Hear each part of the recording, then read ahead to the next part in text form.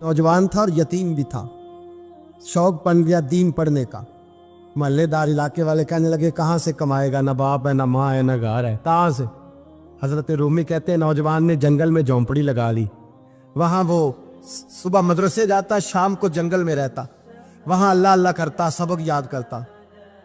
एक दिन बादशाह की बेटी रास्ता भूल गई, जंगल में आई सहेलियों के साथ, बॉडीगार्ड भी साथ थे पर रास्ता भूल गई।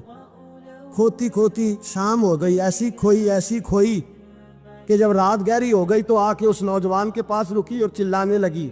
शेर के दहाड़ने की आवाज आती है, भेड़िए के बोलने की आवाज आती है। नौजवान अकेला, सहेलियां बिछड़ गई, गार्ड बिछड़ गए।